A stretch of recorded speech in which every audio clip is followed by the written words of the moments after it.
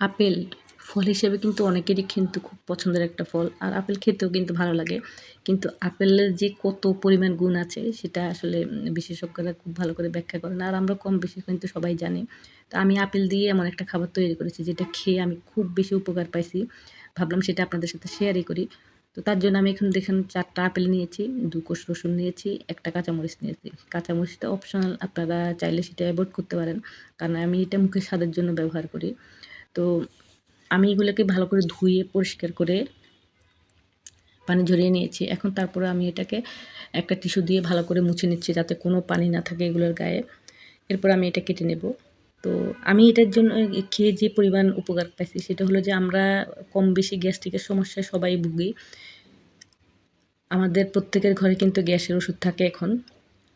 এটা খাওয়ার পরে আমার মানে বুক জ্বালা-পোড়া বা গলা জ্বালা-পোড়া যখন করে তখন আমি এখান থেকে কয়েক চামচ নিয়ে খেয়ে ফেলি। তো দেখা যায় আমার এটা কমে যায়। তো এজন্য আমি আপনাদের সাথে শেয়ার করেছি যদি আপনাদের কারো উপকারে লাগে। দেখুন আমি এখানে কিন্তু একটা কাঁচের জার নিয়েছি। জারটাকে আমি গরম পানি দিয়ে খুব ভালো করে ধুয়ে তারপরে আমি এটাকে একটা টিস্যু দিয়ে মুছে নিয়েছি যাতে কোনো পানি না থাকে। এরপরে আমি প্রত্যেকটা উপকরণ কেটে নিচ্ছি। দেখুন কাঁচামরিচ, রসুন আর আপেল, তারপরে এখানে আমি লেবু নিয়েছি। তো এই ৪ টা আপেলের জন্য আপনারা কিন্তু একটা লেবু ব্যবহার করবেন। আমার এখানে লেবু অর্ধেকটা ছিল, আমি সেটাই নিয়েছি কেটে। তো আপেলগুলোকে আমি লম্বা করে কেটে নেব। আর মাঝখানে যে সিডের অংশটা থাকে মানে বিচির যে অংশটা থাকে সেটা আমি কেটে ফেলে দেব। এভাবে কিন্তু কেটে নেব আমি। তো আমি এখানে ৪ টা আপেল দিয়ে করতেছি। আমি এটা কয়েকদিন পর পরেই করি। আপনারা কিন্তু খেয়াল রাখবেন আপনার যেই জারের মধ্যে এগুলোকে দিবেন সেই জারটাও যাতে আপনার খুব ভালো করে পরিষ্কার থাকে। আর আপেল তারপরে আপনি যে রসুনটা ব্যবহার করতেছেন রসুন ওটার গায়ে যাতে পানি না থাকে। রসুন কিন্তু অনেক বেশি উপকার গ্যাসের জন্য।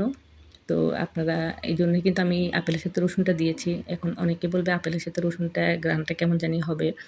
আপনারা চাইলে রসুনটা এভয়েড করে দিয়ে শুধু আপেল দিয়ে করতে পারেন এই জিনিসটা।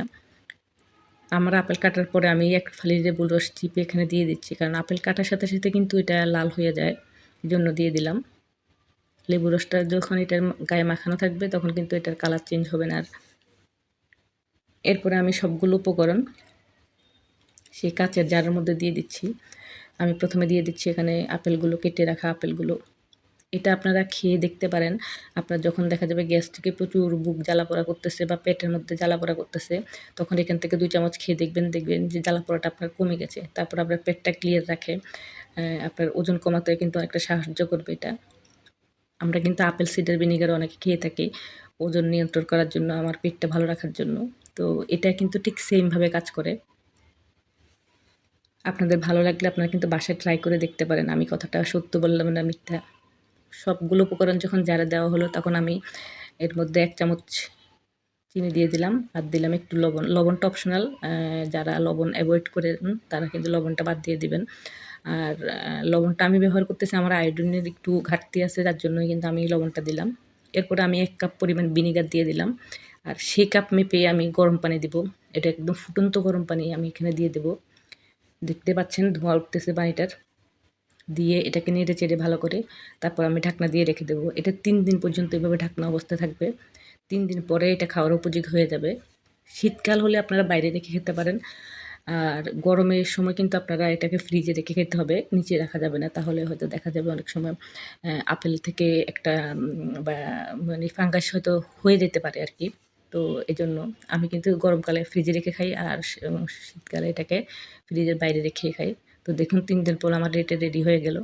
আপনাদের যদি ভালো লাগে বা আপনারা যদি ট্রাই করতে চান বাসায় ট্রাই করে দেখবেন। আমি সত্য বললাম না মিথ্যা।